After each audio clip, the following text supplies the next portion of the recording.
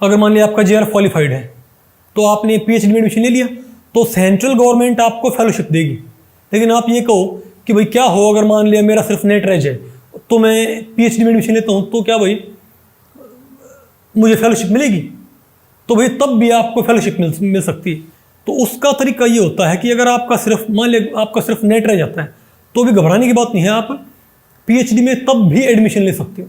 कैसे कि मान लिया आपने एडमिशन ले लिया PhD में, ठीक है, और भाई आपके पास फेलोशिप नहीं है, तो एक स्टेट JRF होता है, उसको बोलते हैं, जैसे हरियाणा में उसको बोलते हैं HSC/ST JRF।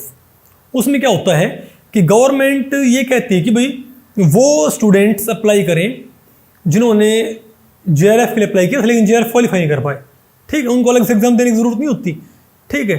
तो जो भाई पंचकूला है वहाँ पर ये HSC/ST का जो महकमा है, जो डिपार्टमेंट है वो वहाँ पर है, वहाँ पर आपको अप्लाई करना पड़ता है। आप ये कहोगे कि भाई हमने अप्लाई किया था नेट JRF के लिए लेकिन JRF हम सिक्योर नहीं कर पाए हमारे पास, लेकिन एटलीस्ट नेट आ चुका हमारे पास, ठीक है, तो क्या हमको फेलोशिप मिल सकती है? तो स्टेट गवर्नमेंट आपको फंड कर देती है, आपकी जो फंडिंग है वो स्टेट गवर्नमेंट करती है ड्यूरिंग PhD, ओके। वो फेलोशिप थोड़ी कम होती है, वो 20,000 पर मंथ होती है, लेकिन भाई कुछ ना मिले उससे तो अच्छा है आप फाइनेंशियली एटलीस्ट भी स्टेबल हो जाते हो उससे भी, ओके। आप ये कहोगे हमारा नेट हो गया, लेकिन ये मानो कि HSC/ST फेलोशिप मान लिया आपके स्टेट के अंदर है 10 और ये मानो आपके स्टेट से जो नेट क्वालिफाइड बच्चे हैं वो हैं 15, तो 5 स्टूडेंट तो अब भी रहेंगे भाई जिनको स्टेट JRF नहीं मिल पाएगा। वो क्या करें? तो उनके पास ऑप्शन ये होता है कि वो यूनिवर्सिटीज़ में जाके, और एक होता है प्रोजेक्ट फेलो, आप उसके लिए अप्लाई कर सकते हो। प्रोजेक्ट फेलो क्या होता है कि भाई डिफरेंट कंपनीज होती हैं, उनको रिसर्च की रिक्वायरमेंट होती है। आपने सुना होगा ना कि जैसे भाई आपने सुना होगा कि जो सैमसंग वगैरह है ये गोरिल्ला ग्लास वगैरह बनाते हैं, ठीक है, मतलब इनको सैमसंग को भाई अपनी क्या बोलते हैं जो डिस्प्ले है उसकी मान लिया क्वालिटी इंप्रूव करनी है, या कोई दूसरी कंपनी है उसका कोई प्रोडक्ट है उनको अपने प्रोडक्ट की क्वालिटी इंप्रूव करनी है, लेकिन उनके पास अच्छे से अच्छी एक R&D ब्रांच नहीं है, रिसर्च एंड डेवलपमेंट ब्रांच नहीं, तो क्या करते हैं वो अपनी रिसर्च को एक तरह से क्या बोलते हैं आउटसोर्स कर देते हैं यूनिवर्सिटीज़ को। वो बोलते हैं वो डिफरेंट यूनिवर्सिटीज़ में कॉन्ट्रैक्ट करते हैं, ठीक है, जाएंगे और ये बोलेंगे कि हमको ऐसे हमारी ये रिक्वायरमेंट है, हमको अब हमारे डिस्प्ले के अंदर इतनी ब्राइटनेस चाहिए, ठीक है, हमको ये मटेरियल चाहिए, ठीक है।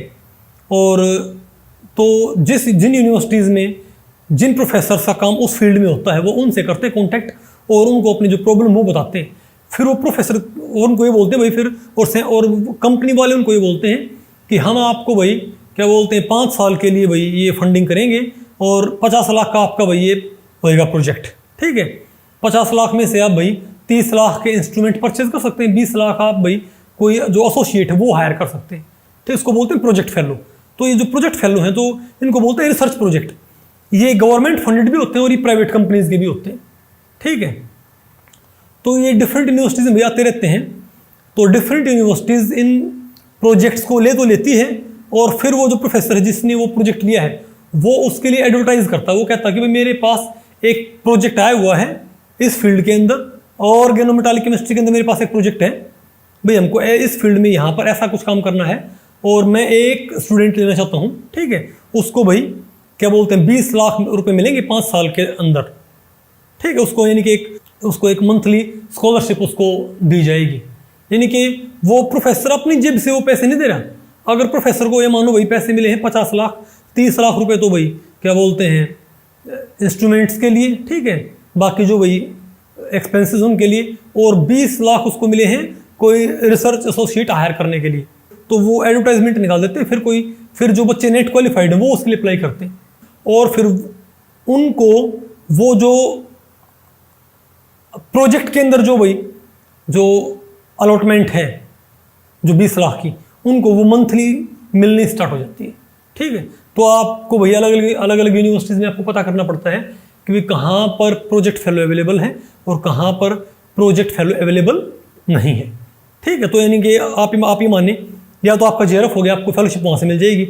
अगर आपका JRF नहीं होता तो आपका अगर नेट है तो आप क्या बोलते हैं स्टेट JRF आप क्लेम कर सकते हैं। स्टेट JRF आपको नहीं मिलता है तो आप प्रोजेक्ट फेलो बन सकते हैं, यानी कि आप डिफरेंट यूनिवर्सिटीज़ में जो रिसर्च प्रोजेक्ट आए हुए हैं गवर्नमेंट की तरफ से या भाई प्राइवेट कंपनीज की तरफ से, आप उनके लिए अप्लाई कर सकते हैं, वहाँ से आपको फेलोशिप मिल जाती है। और आप ये कहें कि भाई हमारी किस्मत बहुत ही ख़राब है, हमारा नेट क्वालिफाइड है लेकिन हम तीनों में से कुछ भी सिक्योर नहीं कर पाए, ठीक है ना, हम भाई क्या बोलते हैं, सॉरी, ना तो हमको भाई स्टेट GRF मिल पाया, कम थे, ठीक है, और ना ही हमको भाई जो हमारी यूनिवर्सिटीज़ में, हमारी भाई यूनिवर्सिटी में मान लिया उस टाइम पे कोई प्रोजेक्ट नहीं है, तो हम क्या करें। और ये बात ध्यान रखें भाई, आप प्रोजेक्ट फेलो की जो फेलोशिप होती है वो कम या ज़्यादा कितनी भी हो सकती है, कई बारी तो वो JRF वाले स्टूडेंट से भी ज़्यादा होती है। वो तो भाई डिपेंड करता है कि कंपनी जो है वो कितना ज़्यादा एक्सपेंस करने के लिए एग्री करती है, ठीक है, कितना वो एक्सपेंस कर सकती है। ओके, तो अगर ना हमको भाई स्टेट JRF मिल पाया, नेट क्वालिफाई करने के बाद हमको ना स्टेट JRF मिल पाया, ना ही हमको भाई क्या बोलते हैं जो प्रोजेक्ट फेलो वो मिल पाया, ठीक है, ना हम वो बन पाए, तो हम क्या करें।